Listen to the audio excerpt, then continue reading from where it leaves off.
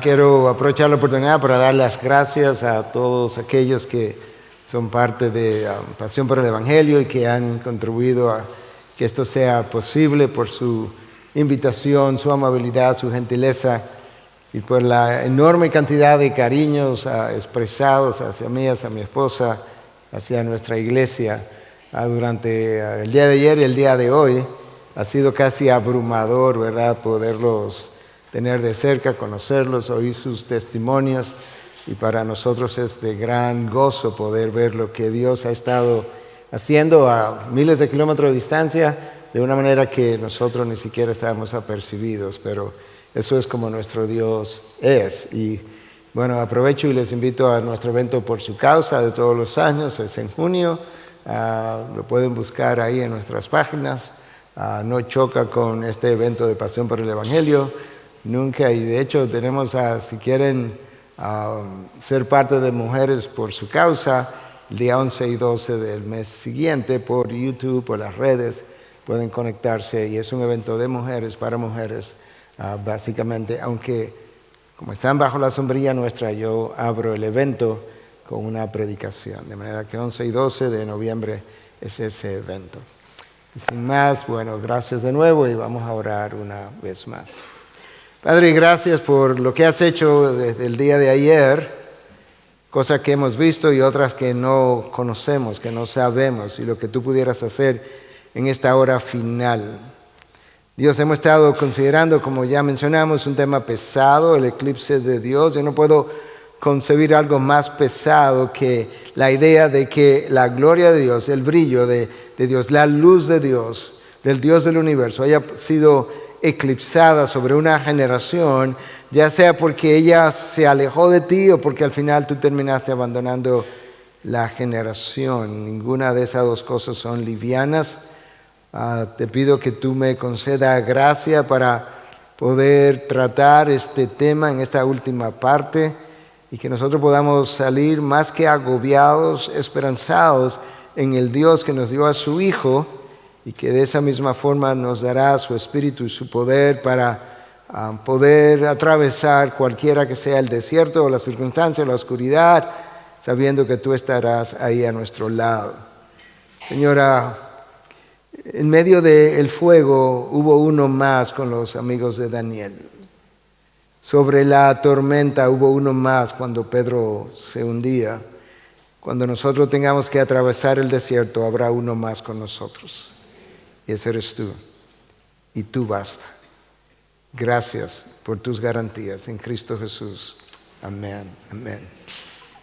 Bueno, yo he querido titular este tema último, ¿cómo sobrevivir el eclipse de Dios? Y hemos llegado al final de esta conferencia, ¿verdad?, de este fin de semana. Independientemente de cómo nos sintamos o independientemente de cómo vayamos a salir de la conferencia, yo quiero recordarte que la iglesia prevalecerá.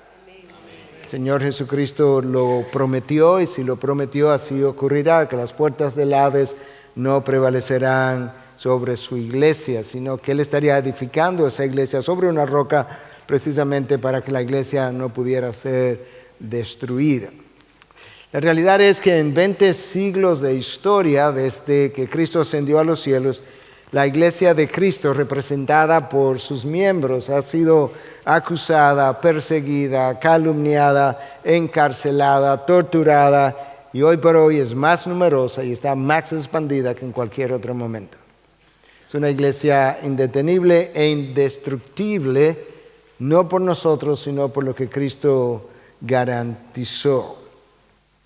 Yo quisiera seguir abordando, antes de entrar a la última parte, para ver de qué forma es que nosotros debemos salir victoriosos de este eclipse, pero seguir abordando las características de este eclipse, porque al final, y yo digo esto porque como médico continuamente tenemos que estar frente a pacientes a quien tú tienes que darle una mala noticia, pero no hay otra forma de lidiar con el cáncer de un paciente a menos que le informe que lo que tenemos delante de nosotros es cáncer, porque si le digo que lo que tienes es una jaqueca o una migraña, cuando en realidad tiene un tumor de la cabeza, yo no le estoy ayudando, no le estoy amando. y eso sería una forma de negar la realidad, y eso no creo que sea la manera como Cristo quiere que tú y yo enfoquemos este tiempo. De manera que ignorar la realidad no es una opción. Y la otra forma sería prepararnos para lo que viene, de acuerdo a lo que Dios mismo ha revelado en su palabra. De hecho, una de las últimas preguntas que nuestro hermano Martín respondió es ¿qué esperamos de la iglesia en un futuro o para la iglesia? Y yo creo que este mensaje tiene un enorme reto para mí como expositor, porque por un lado necesitamos hablar de las malas nuevas del futuro y al mismo tiempo necesito animar a cada uno de los hermanos a batallar a favor de la causa de Cristo, y hacer esas dos cosas en un mismo mensaje no es fácil. Recuerda que la idea en esta última parte es poder conversar acerca de cómo sobrevivir al eclipse de Dios, pero tenemos que garantizar que hemos caracterizado el eclipse de lo suficiente. Yo no sé cuándo el Señor Jesucristo va a venir, como ya alguien dijo, no soy profeta, no somos profetas ni hijos de profeta. El día y la hora nadie la conoce, pero es posible que el eclipse de Dios termine con la aparición del Hijo de Dios en las nubes. Eso es una posibilidad. Esta noche, en 5 años, en 15, en 50, no lo sé. Nosotros no podemos ser pesimistas, pero tampoco podemos ser idealistas. Lo único que podemos hacer es ser realistas y escudriñar las Escrituras y ver hasta dónde Dios nos ha informado por medio de su palabra qué cosas pudieran venir. El historiador de la iglesia contemporánea, Carl Trueman, habla de que nosotros hemos entrado en un proceso de secularización de la sociedad y debilitamiento de la iglesia que tiene en Europa 200 años. Creo que mencioné algo de eso en mi primer mensaje. Que a partir de la era de la razón o de la iluminación, las cosas comenzaron a cambiar y que ese proceso en Estados Unidos se ha dado más rápidamente y que tiene unos 60 años más o menos de evolución, la secularización de la sociedad. De hecho, en la década de 1950, Billy Graham, y yo sé que diferentes personas tienen diferentes ideas acerca de Billy Graham, pero Billy Graham fue a New York para hacer una campaña evangelística de 3 días en uno de los estadios de béisbol en New York, 3 días, jueves, viernes y sábado, y el Espíritu de Dios se desbordó de tal manera que duró más de 90 días con un solo día de descanso a la semana. La gente se reunía en oficinas de New York, pequeñas oficinas, a orar a las 2 de la tarde, 1:30 de la tarde, 1 de la tarde. Los trenes iban llenos hacia el estadio por 3 meses consecutivos. De manera que en la década de los 50 parecería que el cristianismo en aquella nación estaba todavía vibrante. Y sin embargo, hoy por hoy las estadísticas reportan que Estados Unidos cierra 7,000 iglesias al año y se plantan unas 3,000 con un déficit de 4,000 iglesias. Las estadísticas hablan de que en Estados Unidos hay unos 1,500 pastores que renuncian del ministerio cada 30 días para un total de 18,000 al año.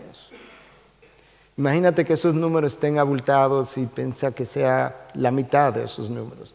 Esto todavía son números excesivos.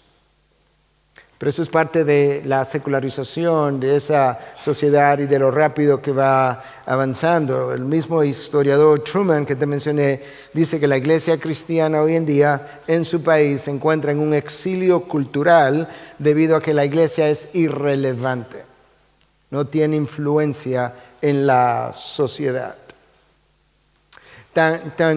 Los líderes de la iglesia allí lo tienen tan claro que el ministerio conocido como The Gospel Coalition o la Coalición por el Evangelio, hay una en español, pero esta es The Gospel Coalition en inglés, su conferencia para el año que viene, donde yo voy a estar hablando, el título de la conferencia es Hope in the Wilderness o Esperanza en el Desierto. En otras palabras, esa conferencia está diseñada para hablar de qué manera nosotros pudiéramos tener y debemos tener esperanza estando ya en un desierto espiritual. Y parecería como que la iglesia tiene 2 o 3 caminos. Uno sería rendirse al espíritu de la época, eso es no una opción. El otro camino parecería que la iglesia debe simplemente resignarse a ser marginalmente o ser marginada social y culturalmente para vivir en una tierra bíblicamente baldía, o confiar en el Dios que nos dio a su Hijo y que nos dará lo que se requiere para atravesar el desierto. Los días, sin ser profeta, es un análisis humano, pero yo anticipo que los días que vienen, los años que vienen serán mucho más difíciles de vivir como cristiano. La persecución no es simplemente una posibilidad, es una realidad en múltiples lugares de Occidente, esa es la realidad. Yo creo que al igual que el salmista, pudiera llegar un momento donde nosotros pudiéramos escribir las mismas palabras del salmista en el Salmo 42:3. Mis lágrimas han sido mi alimento de día y de noche. Escucha ahora. Mientras me dicen todo el día, ¿dónde está tu Dios? El salmista vivió unos días oscuros, donde las cosas iban tan mal, donde Dios parecía ausente, donde los que estaban a su alrededor venían y se burlaban y le decían, ¿y ahora dónde está tu Dios? El Dios del que tú nos hablabas, el Dios del que tú nos predicabas. Y no sé si nosotros nos veremos en momentos donde otros vendrán y se burlarán y dirán, ¿y ahora? Háblame de tu Dios. ¿Dónde está tu Dios? Quizás entremos en un momento donde los hombres no soportarán la sana doctrina, sino que teniendo comezón de oídos, acumularán para sí maestros conformes a sus propios deseos y apartarán sus oídos de la verdad y se volverán a mitos. Yo no creo que ese tiempo esté muy lejos, de hecho, yo creo que ese tiempo está aquí. Los hombres no soportan la sana doctrina. Y si esa es la realidad, yo quise seleccionar 2 pasajes de una misma carta, de un autor del Nuevo Testamento, se lo menciono ahora, un autor del Nuevo Testamento que le escribió, ya siendo él veterano, un teólogo veterano, experimentado, sufrido a través de múltiples experiencias, que sabía que le quedaban pocos días, quizás semanas, y le escribió a su discípulo más joven una carta donde todo el mundo entiende que el apóstol Pablo puso por escrito sus últimos consejos, sus últimas advertencias. Las advertencias más consejos de cómo responder a ese tiempo que le iba a tocar vivir. Esta es no la primera, sino la segunda carta de Pablo a Timoteo. Esto es una carta personal, es una carta intensa, es una carta final. Pablo sabe que ya no habrá una tercera de Timoteo. No habrá más cartas de aquí en adelante. Es una carta personal, tan personal, porque Pablo le habla incluso de la fe que estuvo en Timoteo, que provino de su abuela, de su madre. Y al ser una carta final, piensa por un momento, si tú fueras a morir en unos días y tuviera unos hijos o un hijo o una hija a quien aconsejar y tiene poco papel o poca tinta para escribir y no tiene computadora, es a mano que lo vas a hacer, piensa que tú pondrías ahí, pienso yo, de las cosas más vitales que tú entiendes, que no se pueden quedar fuera de esta carta. Eso es esta carta. Y eso hace que la carta adquiera un peso importante, una connotación mayor. Aquí está el último consejo de Pablo para Timoteo, su discípulo amado. Ya tú no vas a escuchar más de mí. Esto es lo que tú no puedes olvidar, Timoteo. Esto es lo que tú tienes que recordar. De hecho, este es mi testamento para ti. No te dejo dinero, te dejo una carta. Es personal, es intensa, es final. Es intensa porque Pablo ya anticipa su decapitación. Va a ser decapitado prontamente. No sabe cuándo, pero pudiera ser el día siguiente. De manera que es una carta intensa y es final porque esto es, no hay más. Y esto es lo que el apóstol Pablo le escribe en su segunda carta a Timoteo, capítulo 3, versículo 1 al 5. Pero debes saber esto, que en los últimos días vendrán tiempos difíciles, porque los hombres serán amadores de sí mismos, avaros, jactanciosos, soberbios, blasfemos, desobedientes a los padres, ingratos, irreverentes, sin amor, implacables, calumniadores, desenfrenados, salvajes, aborrecedores de lo bueno, traidores, impetuosos, envanecidos, amadores de los placeres en vez de amadores de Dios, teniendo apariencia de piedad, pero habiendo negado su poder, a los tales evita. El texto comienza con estas palabras: debe saber esto, que en los últimos tiempos vendrán. Los últimos días vendrán tiempos difíciles. En el original esto está en un imperativo mayor. Es como tienes que saber esto. No puedes olvidar esto. Recuerda esto cuando te toque el momento. La frase en los últimos tiempos, en este contexto, no implican exclusivamente los últimos días inmediatamente antes de que Cristo venga. Es un tiempo más largo. Es un tiempo que va desde la ascensión de Cristo hasta la próxima venida de Cristo. Y sabemos que esos últimos tiempos incluían el tiempo de Timoteo, porque cuando Pablo termina de describir la característica de estos hombres, él le dice a Timoteo: a tales evita. En otras palabras, en tus días tú pudieras encontrar hombres así, pero los días irán de mal en peor, Timoteo. Habrá tiempos a través de los cuales la iglesia tendría que pasar en diferentes épocas entre la primera y la segunda venida de Cristo.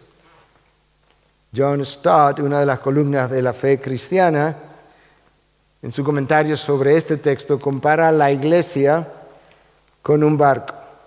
Y dice que la iglesia a lo largo de su historia pasaría por tiempos de tormentas, tempestades y aún huracanes. Esto agrega que la palabra traducida ahí como difíciles para referirse a los tiempos, en griego es chalepos, que implica duros, tiempos de estrés, violentos, peligrosos, difíciles de soportar en términos del dolor físico o mental.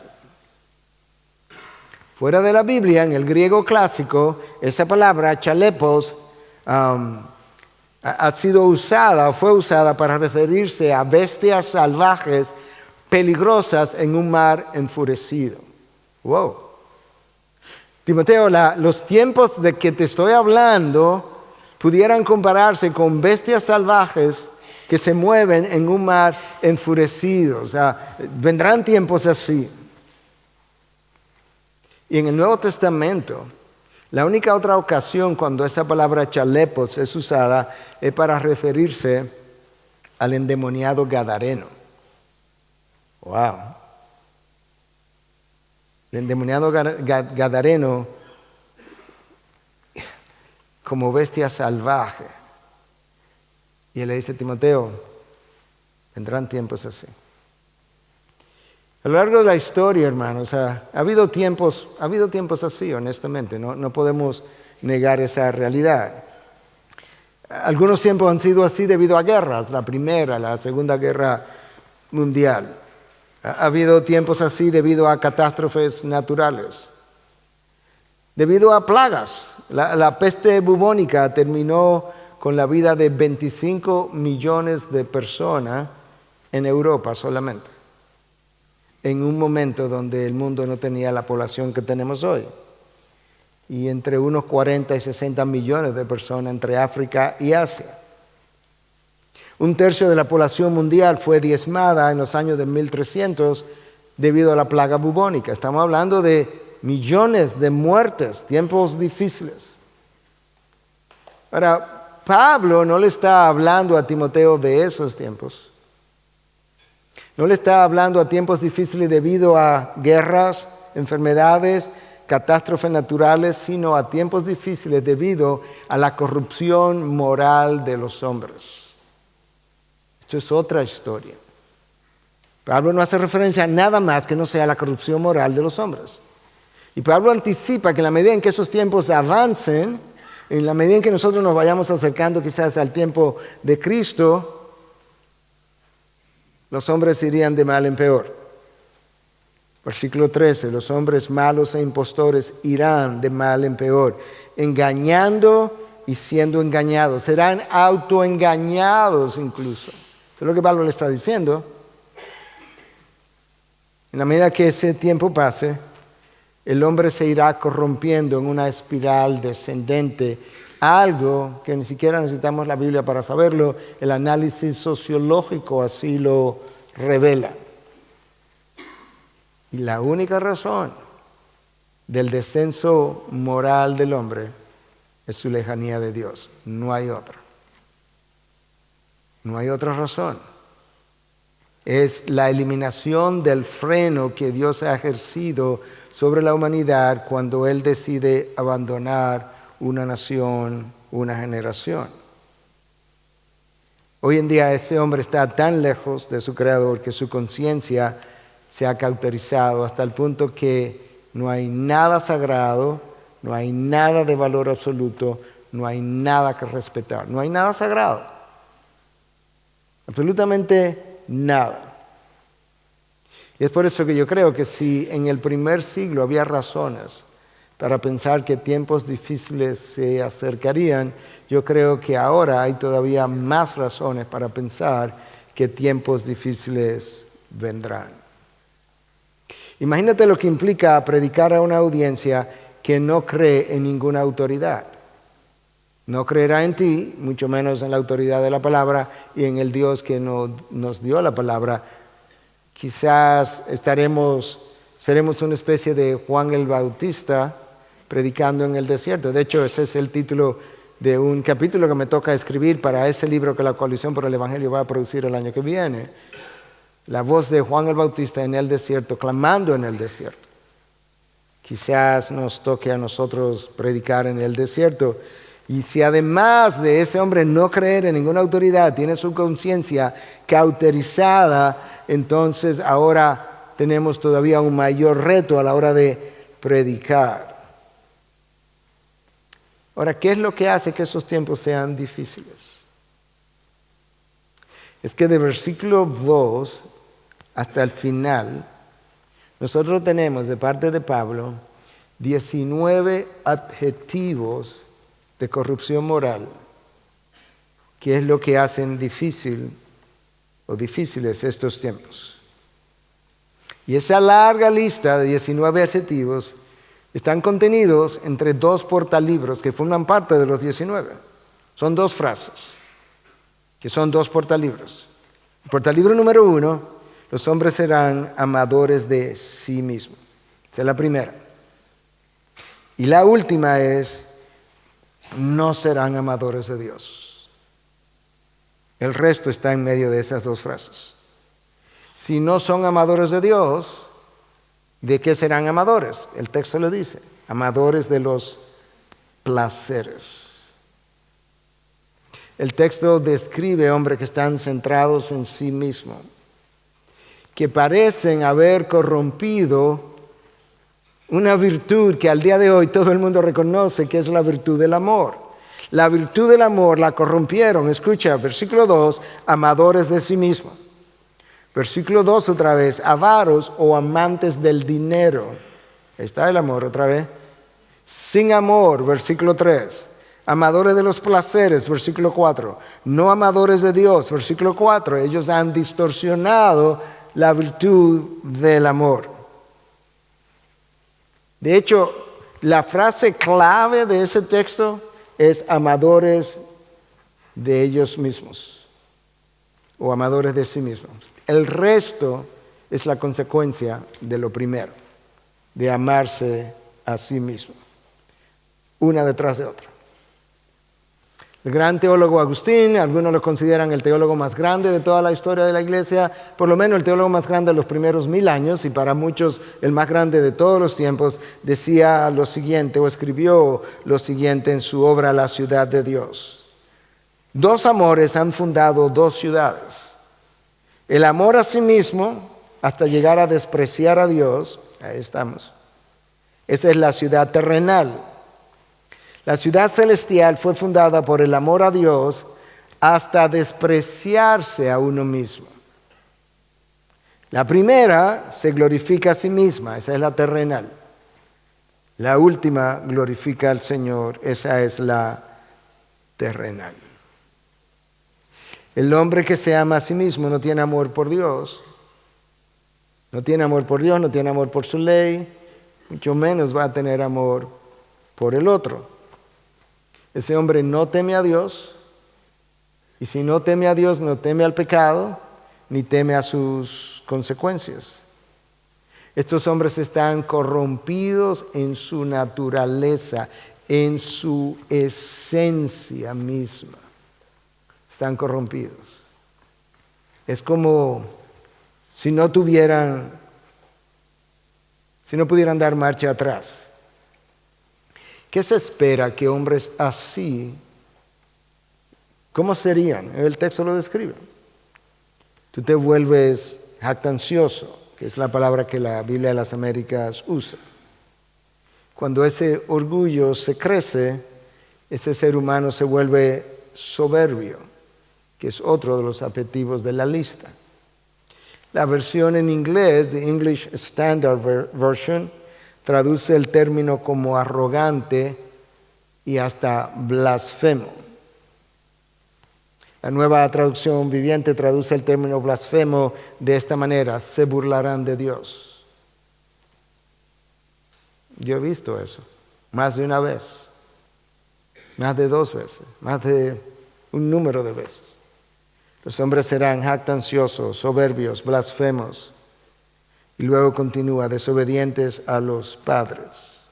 Lo cual representa, eso es tan común, pero eso es una violación al 5º mandamiento de la ley de Dios, que en el Nuevo Testamento es recogido otra vez y dice que es el primer mandamiento con promesa. Y obviamente cuando habla de desobedientes a los padres no se está refiriendo a hijos ya grandes, crecidos, que salieron del hogar. No, se refiere a hijos que están bajo la tutela de su padre y su madre.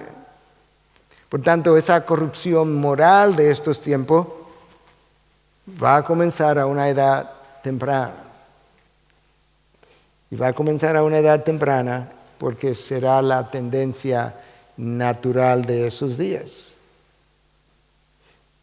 Y peor aún, con las leyes que se han ido enarbolando en muchos países donde se le otorgan a los niños derechos que están por encima de los derechos que los padres tienen sobre sus propios hijos, esto sería alimentado por la misma legislatura. Los hombres serán ingratos, dice el texto. Claro, porque si no tienes la más mínima gratitud por aquellos que te trajeron al mundo y te dieron la vida, que son tus padres, de ahí en adelante, ¿qué esperamos? Los hombres serán ingratos, irreverentes, ningún respeto por lo sagrado. Lo sagrado y lo profano será igual. Israel pasó por ese tiempo. Dios le dijo a los sacerdotes en Ezequiel 44 que entre lo sagrado y lo profano ellos no supieron hacer diferencia. No habrá diferencia entre lo santo y lo pecaminoso. Sin amor, Obviamente, si me amo a mí mismo, no me queda amor para nadie más, ni para Dios ni para el otro. El único amor que tengo es para mí. En el original, esa palabra es tan fuerte, la que es traducida a nuestro idioma como sin amor, que la English Standard Version en inglés, una de las mejores y últimas traducciones que se ha hecho al idioma inglés, traduce esa palabra como heartless, en otras palabras, sin corazón. En vez de decir sin amor, dice sin corazón, sin sentimientos por nadie. Eso casi describe a un psicópata. Lo cual tiene sentido porque la próxima palabra en la lista es implacables. Una de las traducciones dice irreconciliables. Gente que no perdona, que no busca el perdón, que no quiere la reconciliación, que prefiere condenar, acusar y perseguir, que no le interesa hacer las paces, que prefiere vivir en guerra con los demás. Y de ahí la palabra implacables. Calumniadores, y ahora con las redes sociales como están, se presta para alimentar esta conducta. Calumniadores, de la misma manera que Cristo tuvo que enfrentar calumniadores y Pablo también. Calumniadores que nos llaman hoy ya intolerantes, cerrados de mente, retrógrados. La próxima descripción de los hombres en los últimos tiempos es intimidante. Honestamente, yo creo que muchos de nosotros hemos leído este pasaje y lo hemos leído rápido y como que no nos hemos dejado intimidar por el pasaje, no porque no lo sea, sino porque no nos detuvimos a pensarlo. Pero esta lista de 3 o 4 objetivos siguientes es altamente intimidante. Escucha, desenfrenados, salvajes, aborrecedores de lo bueno. En otras palabras, sin dominio propio, con pasiones sin frenos, cada cual demandando que le permitan hacer lo que su deseo es en su interior, inclusive que se le aplauda y se legisle a su favor. Salvajes, brutales, dicen algunas traducciones. Que no solamente no hacen lo bueno, sino que aborrece lo que Dios considera bueno. A estos hombres lo bueno le va a producir una adversión, un rechazo. Serán traidores, versículo 4, impetuosos, envanecidos. Bueno, tenemos un tiempo describiendo este grupo de hombres y no acabamos. Amadores de los placeres en vez de amadores de Dios. Lo peor es lo siguiente: teniendo apariencia de piedad. En otras palabras, estos hombres y mujeres, se van a unir, van a tener esta característica, pero a la hora de presentarse ante la sociedad, lo van a presentar este paquete como si fuera un paquete de bonanza, de derechos, de virtudes, de algo bueno para la dignidad humana. La palabra nos llama a amar a Dios de manera suprema sobre todas las cosas, pero cuando los hombres son amadores de sí mismos, ellos han pasado a ser su propio Dios. Y a ese Dios le aman supremamente. Y son amadores de placeres. Mientras Dios dice, en mi presencia hay plenitud de gozo y a mi diestra hay delicias para siempre, estos hombres dicen, el que se ama a sí mismo dice, en mi corazón hay plenitud de placeres y delicias cuando los vivo. Muy diferente. Y Pablo dice, Timoteo, si tú te encuentras con hombres así, ni te detengas, evítalos. A los tales evita. No entres en discusión con ellos. Evítalos. Porque uno de los problemas es que al tener apariencia de piedad, ante muchos, ante la sociedad, ellos van a lucir mejor que tú. Ellos sabrán presentar antivalores de una forma piadosa. Ahora, si esta carta es final, intensa, personal de Pablo a Timoteo, es su última advertencia, tiene que ser también como su última recomendación, porque no puede ser que Pablo simplemente le advierta a Timoteo y no le recomiende cómo reaccionar ante una situación tan difícil como esa. ¿Cuál es la recomendación de Pablo a Timoteo? Porque yo creo que esa recomendación nosotros pudiéramos transportarla y hacerla como nuestra recomendación para sobrevivir el eclipse de Dios. Recuerda, ya no hay más recomendaciones para Timoteo. Como dirían en inglés, this is it. Esto es. Entonces quizás lo que Pablo tenga que decirle a Timoteo en esa misma carta nos ayude para saber cómo nos manejamos frente a un antagonismo de la fe cristiana como el que tenemos y tendremos todavía más en un futuro. Y en esta misma carta, Pablo le escribió a Timoteo, en el capítulo anterior, es como antes de decirle lo difícil que los tiempos vendrían, en el capítulo anterior le dice a Timoteo, déjame decirte cómo tú como siervo de Dios debes ser. ¿Ok? El siervo del Señor no debe ser rencilloso. Entonces, ¿cómo vamos a sobrevivir el eclipse de Dios? El siervo del Señor no debe ser rencilloso, sino amable para con todos, apto para enseñar, escucha esta palabra ahora, sufrido, corrigiendo tiernamente a los que se oponen, por si acaso, por si hay alguna oportunidad que Dios le conceda el arrepentimiento que conduce al pleno conocimiento de la verdad, y volviendo en sí, están fuera de sí, escapen del lazo del diablo, habiendo estado cautivos de él para hacer su voluntad.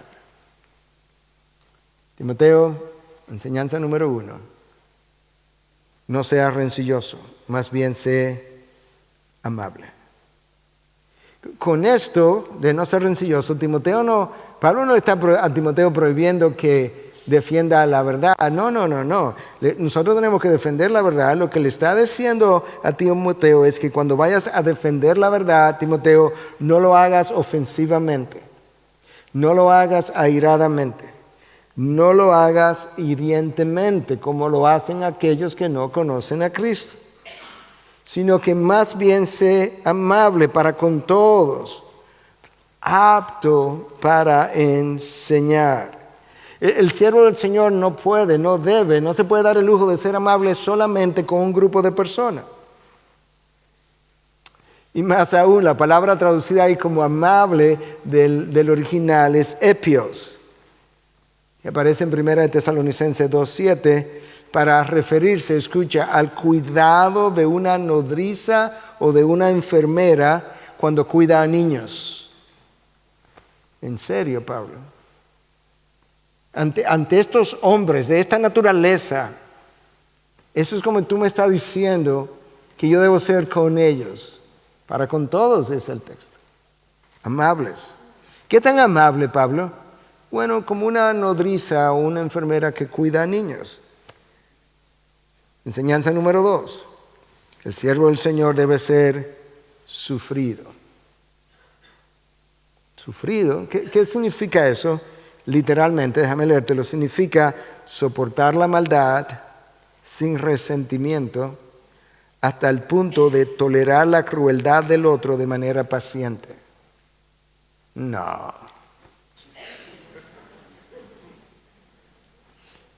Bueno, es que nosotros nunca hemos tenido un ejemplo diferente. Cristo fue a la cruz como oveja que no abre su boca, que iba a ser trasquilada.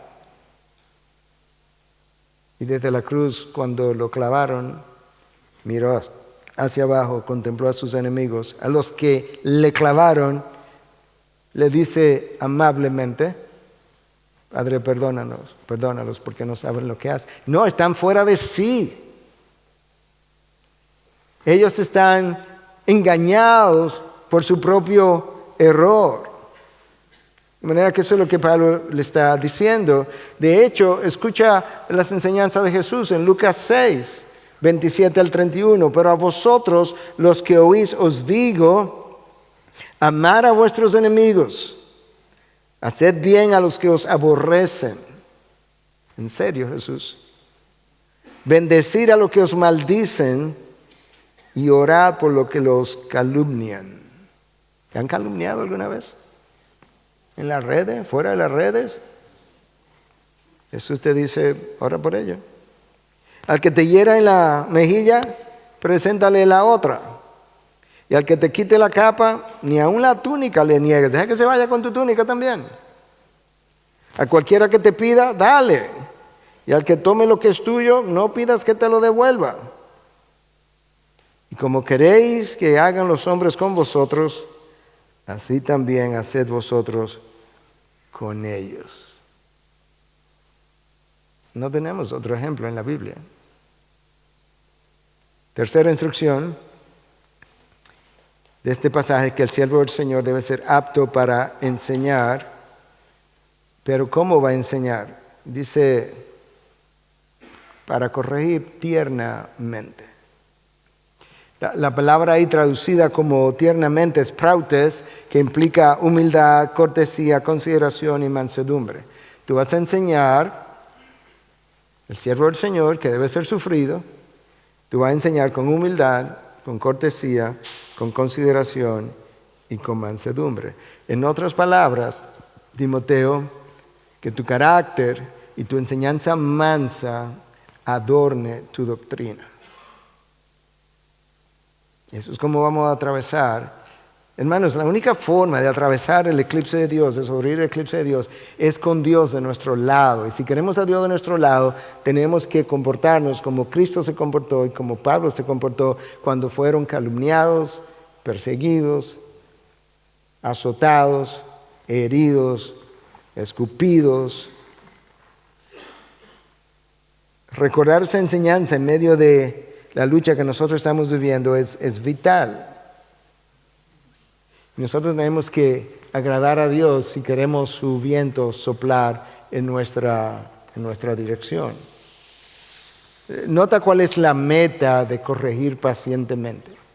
Timoteo, yo te digo esto, que lo haga con paciencia, con mansedumbre, humildemente, con cortesía, porque tú no sabes si por casualidad Dios quiera concederle el arrepentimiento para que vuelvan en sí. Es como que están en un estupor, es como que si estuvieran embriagados, engañados de su propio error. Y quién sabe si Dios en su misericordia, que es mucho más grande que la nuestra, le concede la potestad del arrepentimiento, de manera que el arrepentimiento le conduzca al pleno conocimiento de la verdad, porque están en la mentira, Timoteo.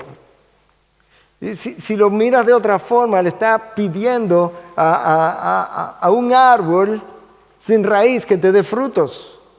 Ellos están en el error.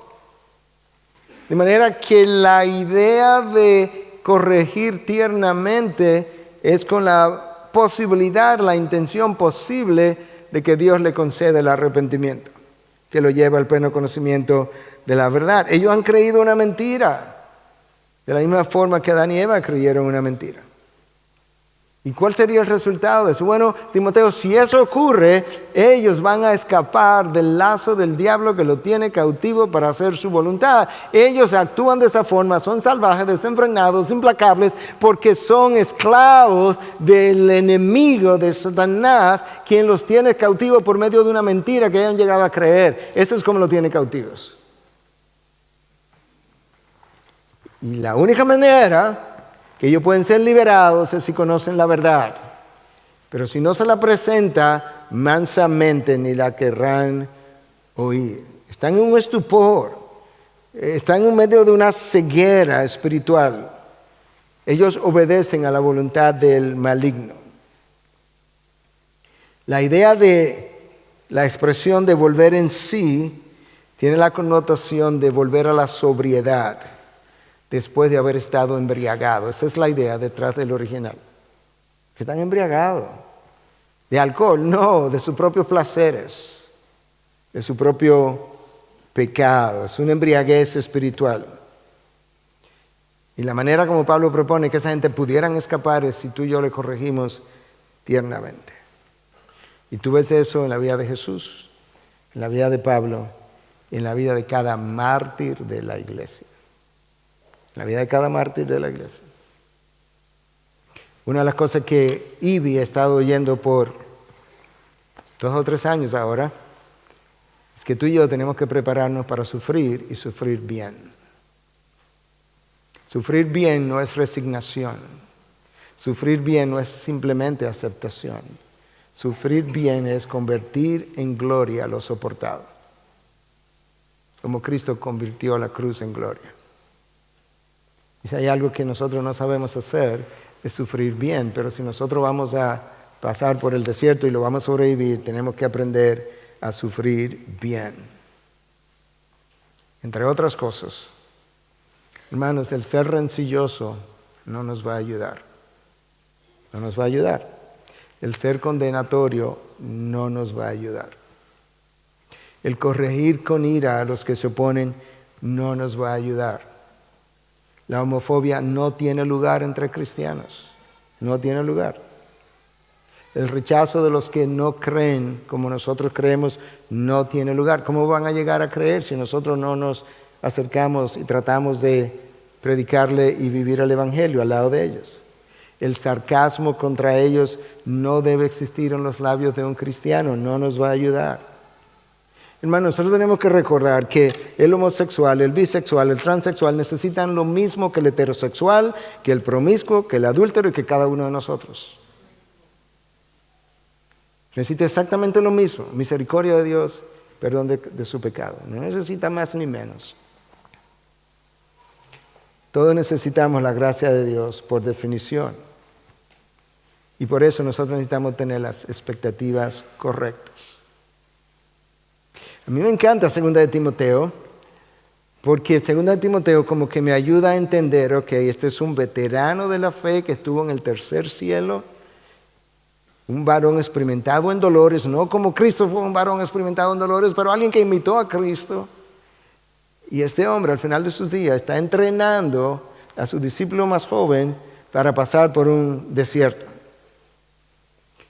Y les da unas recomendaciones y le dice que debe ser sufrido y cómo debe corregir tiernamente a los que se oponen. Pero escucha lo que Pablo le dice a Timoteo en esta misma carta, en el capítulo 3, que fue donde yo comencé a leer, en el versículo 12. Escucha. Y en verdad, todos los que quieren vivir piadosamente en Cristo Jesús, si yo preguntaría aquí, ¿quién de nosotros quiere vivir piadosamente en Cristo Jesús? Yo creo que todos levantaríamos la mano. Pero ahora escucha, y en verdad todos los que quieren vivir piadosamente en Cristo Jesús, serán perseguidos. Ahora las manos comienzan a bajarse. Hermanos, es una garantía. Esto no es una posibilidad. Va a llegar el tiempo, es en el contexto de esta carta final de tiempos difíciles, donde Pablo dice, ¿sabes qué?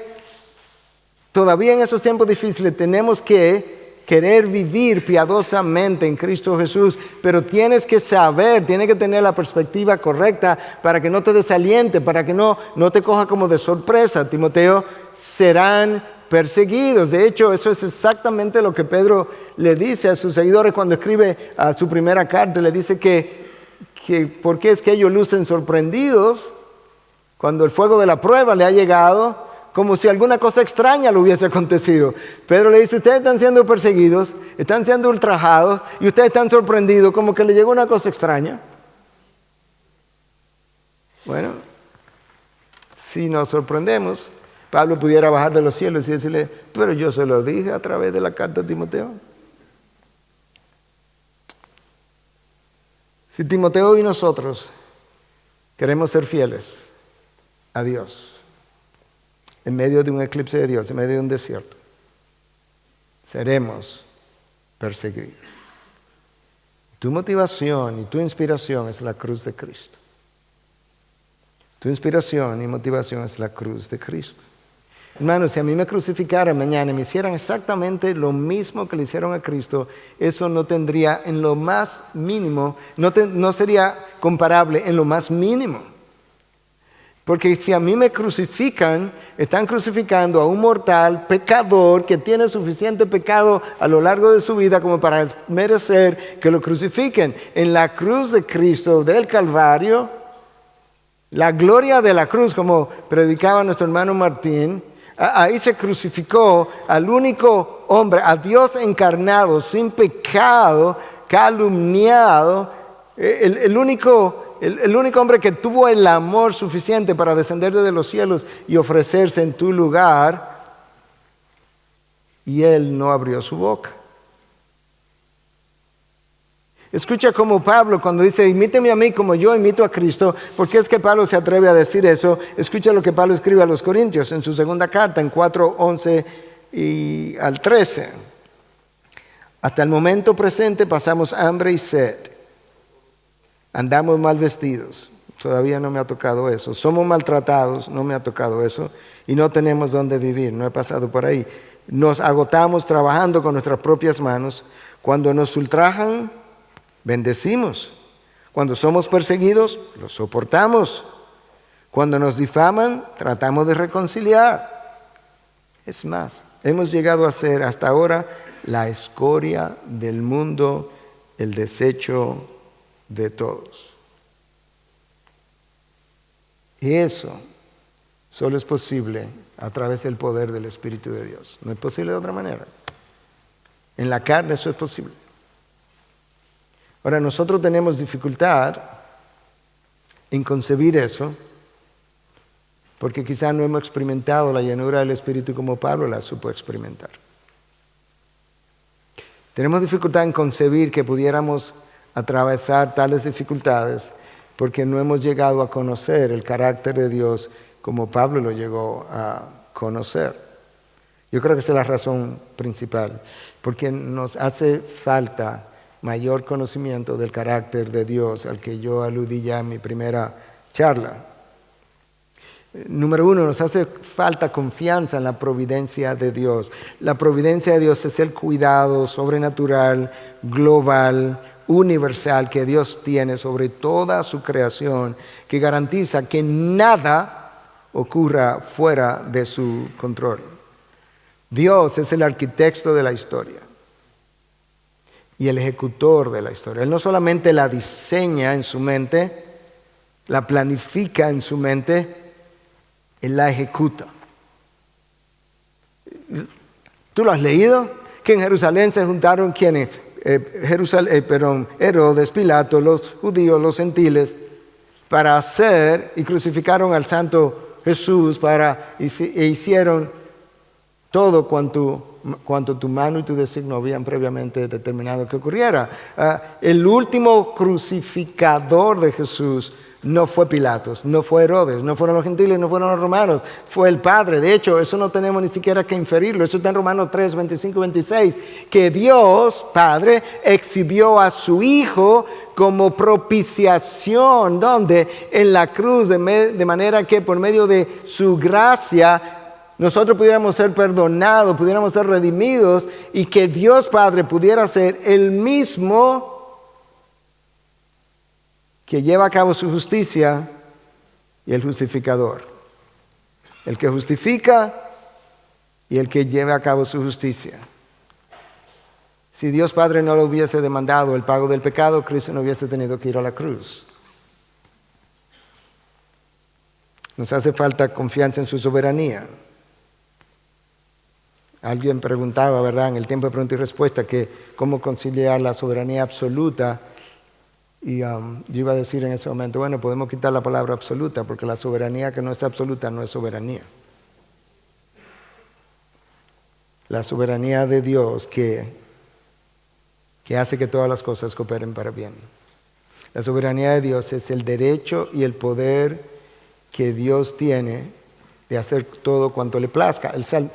Lo impresionante de la soberanía y la providencia de Dios es que la gente del Antiguo Testamento, que tuvo mucho menos revelación que nosotros, confió en el carácter de Dios mucho más que nosotros. Esa es la razón por la que gente como R.C. Sproul y luego gente mucho más pequeña como yo entendemos lo mismo. Es que el carácter de Dios es mejor desplegado en el Antiguo Testamento que en cualquier otra parte de la Biblia. De la A a la Z. Los creyentes del Antiguo Testamento creyeron en el carácter de Dios de manera impresionante. El salmista dice en el Salmo 115, Dios está en su trono y Él hace lo que le place. No tenía problema con eso. ¿Y Dios dónde está? El salmista en el Salmo 42 dice, me están preguntando, ¿dónde está tu Dios? El otro salmista contesta en el Salmo 115, por así decirlo, ¿dónde está tu Dios? En el trono, haciendo lo que a Él le place. No hace falta confianza en su misericordia, que dice, Miguel, no importa lo que te digan, no importa lo que te acusen, no importa las circunstancias que tú atravieses, si la verdad es conocida, tú estás mejor de lo que mereces. Solamente es su misericordia que te tiene donde te tiene. Ups. No hace falta confianza en su fidelidad para creer que todas las promesas de Dios son un sí y un amén, aun cuando yo esté en el momento más oscuro de mi vida. Alistair Begg, algunos de ustedes lo conocen, escribió y decía, se progresa más espiritualmente, escucha, a través de fracasos y lágrimas que a través del éxito y la risa. Se progresa más a través de fracasos y lágrimas que a través del éxito y la risa. Nos hace falta confianza en su gracia, que es suficiente. Su gracia me es suficiente. Pero sabes que la gracia de Dios es como la anestesia y Dios es como el anestesiólogo. Tú sabes que cuando tú vas a tener una cirugía, el anestesiólogo no viene la noche antes, habla contigo y te dice, mira, para que no te preocupes, te voy a anestesiar desde ahora. ¿Verdad que no? Él va contigo al quirófano y va hablando contigo y cuando el cirujano le dice, ok, ya estamos todos listos, te dice, ok, ahora vamos a inducir la anestesia, te voy a inyectar, te voy a dormir, después que te duermas, tú vas a ir sintiendo como que te está yendo y luego viene la anestesia, porque inmediatamente después vendrá el dolor. La gracia de Dios es exactamente así. La gracia de Dios no es dada por adelantado, es dada justo en el momento de la necesidad.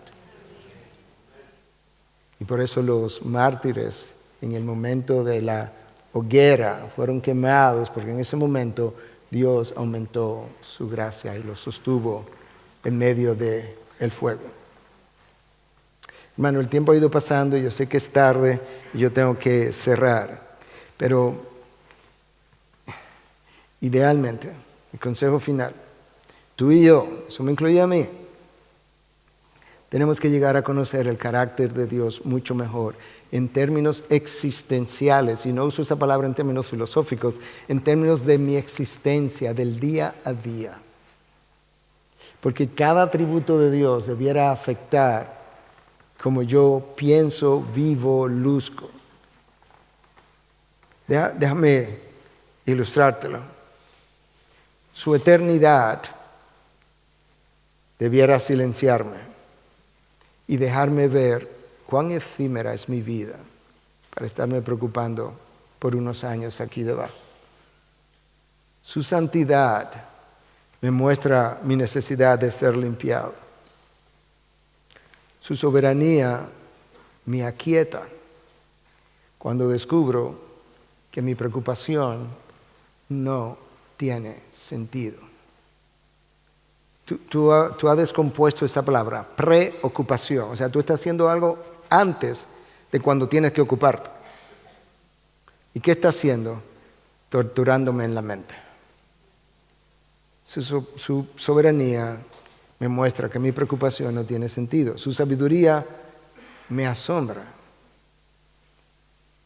y me muestra que no hay lugar para mi orgullo. ¿De qué me voy a enorgullecer ante la sabiduría de Dios? Su poder me empequeñece, me lleva a pensar, nada es imposible para mi Padre. Su amor me da seguridad y yo pierdo mis temores paulatinamente. Su fidelidad me da paz al confiar en sus promesas. Su gracia continúa mi proceso de redención, haciéndome cada vez más cercano a la imagen de Cristo. Su paciencia me enseña a ser paciente con otros. Y su celo me cuida y entonces me siento protegido. En otras palabras, conocer el carácter de Dios debe transformarme y mi transformación debe prepararme para transitar a través del eclipse de Dios hasta que termine. Conocer de Dios no es lo mismo que conocer a Dios. Conocer los pasajes de la Biblia no es lo mismo que conocer al Dios detrás de la Biblia. Quizás yo te lo puedo ilustrar en el cierre de esta manera. Algunos de ustedes quizás conocen la historia. No sé si ocurrió exactamente así o si es algo un poco creado, pero la primera vez que lo leí lo escuché como algo real. En una ocasión había un grupo de personas reunidas. Y entre ellos, después de un tiempo de cenar y compartir, como que a alguien se le ocurrió que cada uno debía hacer algo, decir algo, contar algo, una historia, un chiste, no importa. Y entonces había un dramaturgo entre ellos. Y el dramaturgo en un momento dado se paró y recitó el Salmo 23. Y lo hizo con tal drama y con tal voz y tal pasión que todo el mundo estaba como, Al lado de él había un señor ya muy mayor, muy tímido, intimidado por el grupo, para comenzar, más intimidado por el dramaturgo, ¿verdad?, que acababa de recitar el Salmo 23. Y él, cuando llegó su turno, le dice, es que no vale la pena, yo lo único que me sé, yo no me sé ninguna historia ni chiste, yo solo me sé el Salmo 23. Y ya el amigo aquí lo recitó, y de qué manera. Pero el grupo, ¿sabe?, reconociendo su edad y su timidez, lo animó para que lo recitara. El hombre se paró en humildad. Él recitó otra vez el Salmo 23. Y cuando él terminó, cuenta la historia que no había un solo rostro seco en la habitación. El dramaturgo se paró. Le dijo, Señor, yo conozco el Salmo, pero tú conoces al pastor. No es lo mismo conocer el Salmo que conocer el pastor. Y si tú y yo vamos a pasar por tiempos difíciles, no va a bastar con conocer los textos de la Biblia si no conocemos el autor de la Biblia. No va a bastar con conocer los salmos si no conocemos quién los inspiró. No va a bastar con conocer de quién habla la cruz si no conocemos al que murió en la cruz. Eso es lo único que me va a ayudar a atravesar el desierto. Es lo único que me va a llevar a través de un eclipse de Dios, conociendo que al final del túnel oscuro hay una luz, y es la luz de Cristo que me espera con sus brazos abiertos. Padre, te alabamos y te bendecimos. Y te damos gracias porque para esta hora tú nos tienes vivos. Para un tiempo como este tú nos has levantado para enseñar, para predicar, para proclamar, para vivir tu verdad y corregir a otros tiernamente. Por si tú en tu misericordia, oh Dios, te acuerdas y le das arrepentimiento, a una gran cantidad de personas que hoy están cautivas del lazo del diablo, quien las tiene en esa condición para hacer su voluntad. Señor, aquí habemos personas de diferentes naciones, pero todos representamos a un mundo hispanoparlante. Y junto con tu hijo Knox, al cierre de esta conferencia te decimos, Señor, danos al mundo hispanoparlante o nos morimos. Danos, Señor, a esa población que hoy no quiere saber de ti, pero que mañana pudiera ser parte de la misma familia a la que tú y yo pertenecemos. Señor, ayúdanos a clamar en oración, que nos duela la condición de las naciones.